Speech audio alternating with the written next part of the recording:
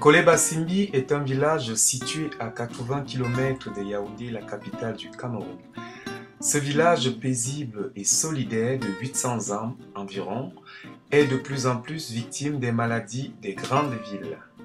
Nous vous invitons à écouter les témoignages recueillis auprès des villageois de ce village qui parlent des difficultés à dépister ces maladies et l'absence de tout moyen de prévention, que ce soit pour le sida, le paludisme ou toutes les autres.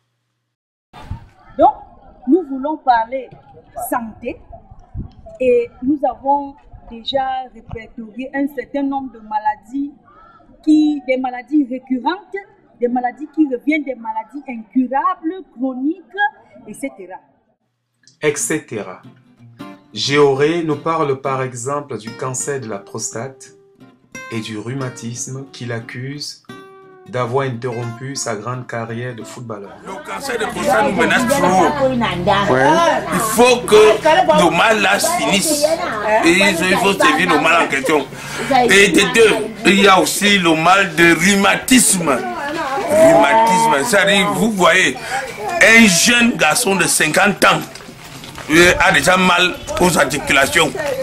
Il ne peut plus courir, il ne peut plus jouer au football. Comme moi, je ne joue pas au football maintenant à cause de ce rhumatisme. Hein? Vraiment, c'est terrible. C'est terrible. Ce mot qui est dit avec un brin d'humour, je l'entendrai tout au long du reportage. Et s'il n'y avait que ces deux maladies, mais non, faut pas rêver. On oublie le maître, le chef, le tueur, le paludisme et sa cousine la fièvre typhoïde, qui décime femmes, hommes et enfants. Sans oublier les hématies dont nous parle avec beaucoup d'émotion le directeur de l'école publique du village. Oui, notre village est vraiment très beau, comme on dit les autres. Mais la grande difficulté est laquelle nous faisons face à beaucoup de maladies. Bon, je vais surtout insister sur trois. Oui, je veux commencer par le paludisme. Nous naissons avec le paludisme, nous grandissons avec et nous mourons avec. Et cela nous crée beaucoup de problèmes, d'autant plus que cela crée même d'abord des avortements involontaires. Alors bon, à un certain moment, tu as l'espoir que ta femme est grosse, que ta femme est grosse, mais avant même que la grossesse ne soit à terme. Et puis, il y a avortement. Ça nous crée trop de problèmes. Et vraiment, et non seulement cela, non seulement l'enfant meurt, il y a aussi même la maman peut aussi mourir. C'est une maladie très sérieuse. La deuxième, la typhoïde. Nous découvrons souvent cette maladie tardivement. Parce qu'au moment où nous nous sommes préoccupés à soigner d'autres choses, or qu'au fond c'est la typhoïde. Effectivement, si vraiment, avec votre aide protée, si vous pouvez vraiment nous faire venir vos amis là, parce que nous voulons qu'ils soient ici sur place. Et la dernière maladie, quand on parle des hématies, il est vrai que quelque part, nous-mêmes nous sommes responsables pour les hématies. Parce que nous faisons les mariages de cœur. Parce qu'on peut éviter les hématies à partir du mariage. Bon, comme nous faisons les mariages de cœur là. C'est quoi les mariages de cœur? Oh, les mariages de cœur par exemple. Bon, quand vous avez aimé votre femme, vous l'aimez tellement, vous n'avez même pas besoin de faire certains examens. Donc, on devrait éviter ces hématies à partir de là. Et comme nous sommes déjà face, alors nous n'hésiterons pas. Donc faites venir vos amis. J'ai nommé le paludisme tueur. Alors, que dire du sida? Adèle, professeure de français du village, nous en parle. Le sida, c'est une maladie qui est en train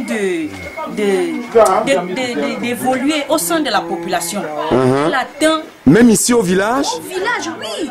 Parce que le sida atteint les hommes de toutes les couches, c'est-à-dire toutes les couches sociales. D'accord. C'est-à-dire les jeunes, les moins jeunes, les vieux, etc. Et c'est surtout même en ma qualité de professeur de lycée d'enseignement technique, au sein du lycée, il y a souvent des tests que des médecins organisent. On arrive parfois à retrouver des élèves qui sont séropositifs.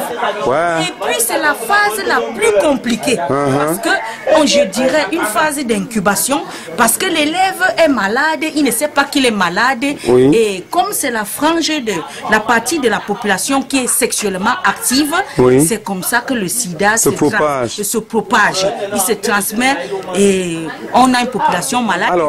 C'est une pandémie, c'est vraiment grave. Toutes les maladies ne seront pas citées tout au long de ce reportage, mais je suis toujours surpris par la joie de vivre de cette population, leur dignité, leur façon de voir les choses sans accuser, sans s'auto-accuser, mais en gardant toujours espoir que demain sera meilleur.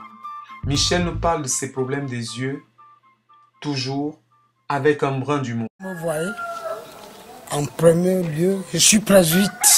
Je ne peux pas lire à proximité. Je lis un peu de loin. Hein? Je suis presbyte. Là où vous me voyez, je suis jeune. Hein? Très jeune. J'ai au moins un demi-siècle, plus 2 ans. Je suis jeune. On avait dit que de 5 à 77 ans, on est jeune. C'est vrai. On ne peut pas lire. Alors, je me dis, dans la vie, nous sommes ici défaillants, disons dépourvus, bien dépourvus des moyens financiers. On se débrouille, mais au fait, on se débrouille. Mais pour aboutir à d'autres choses, on n'aboutit pas. Si au moins on peut, on a trop de maladies. Voilà. Le palu même se fort. Dans 2 jours, on venait de quitter même. Il y avait trop de feu, ça nous a frappé. Bon. Je n'ai même plus à dire. Ok. On se débrouille ici. Merci. On n'atteint pas notre projet. Il nous faudrait vraiment un petit cadre dans lequel on pourrait permettre aux jeunes filles, aux jeunes femmes de pouvoir suivre les soins de santé prénatale, c'est-à-dire que les soins avant la maternité, elles pourront suivre leurs soins, elles pourront faire l'échographie, voir la position de l'enfant au sein de la mère. Donc ce serait vraiment très important pour nous, parce qu'il y a des jeunes filles qui naissent, elles conçoivent et elles accouchent sans avoir suivi le moindre petit soin. Parce que quelque part, bon, il y a eu un problème d'éducation qui a manqué, et puis l'éloignement du centre de santé. La jeune mère, la future mère, elle est parfois malade, elle ne peut pas se déplacer, elle est pauvre, elle n'a vraiment rien, et puis elle attend l'accouchement dans cet état de misère qui fait mal. Qu'est-ce que je dirais, Protet? Si je pouvais rencontrer le maire de Montpellier, je lui dirais qu'il nous faut, par exemple, de petits documents, des dépliants pour pouvoir instruire ces jeunes filles, ces jeunes mères, parfois analphabètes. On pourrait leur prodiguer des enseignements dans la langue maternelle. Il nous faudrait également des préservatifs. On leur montrerait des préservatifs masculins et des préservatifs féminins. Et il nous faudrait aussi des mannequins pour pouvoir faire des démonstrations pour que la jeune fille sache à quoi s'en tenir. Donc concrètement, c'est ce que nous voulons, donc des préservatifs, faire des séances d'éducation, présenter, leur montrer sur des mannequins comment ça se passerait concrètement dans une chambre. Les villageois se plaignent de nombreuses maladies, pas de centre de santé au plus près, à des kilomètres seulement.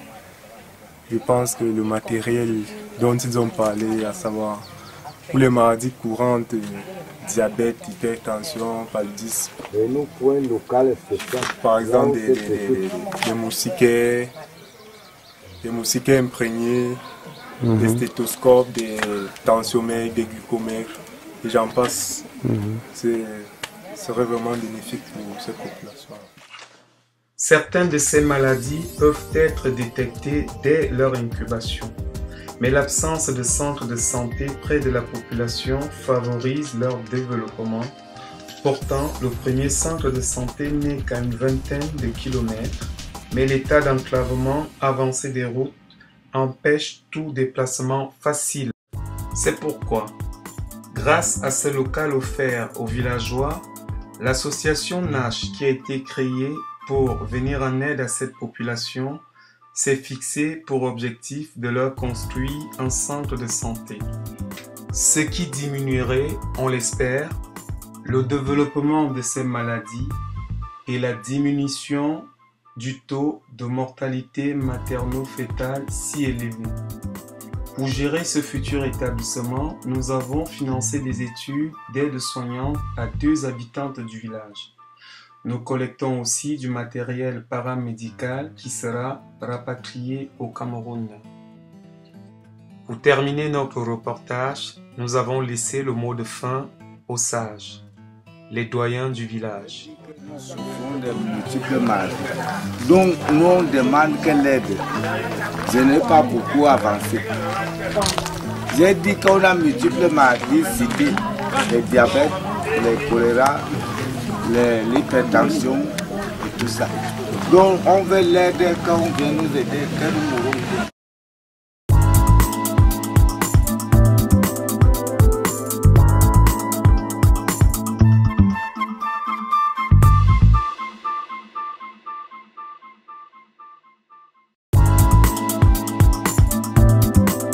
Makola.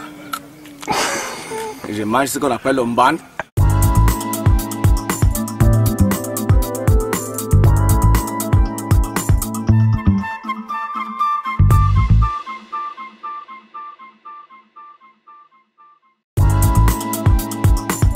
Comme l'entraîneur de l'équipe nationale de Nkole Basimbi, c'est à Congo, à Jessa Joseph qui vous parle.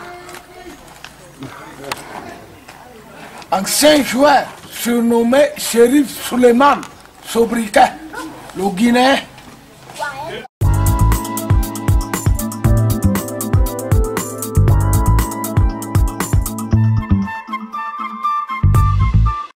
Tous ceux qui sont passés en Nkole Basimbi sont rentrés satisfaits de ce mets. C'est des plats vraiment qui ne passent jamais inaperçus. D'accord. Donc, en Nkole Basimbi, le ndomba, comme on l'appelle chez nous, est le meilleur plat.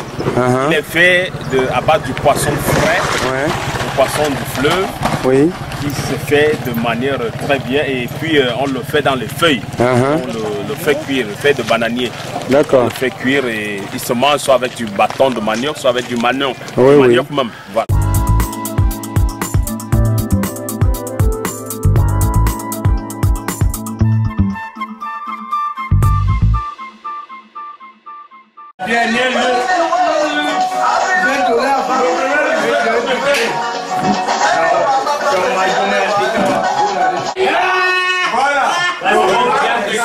Voilà.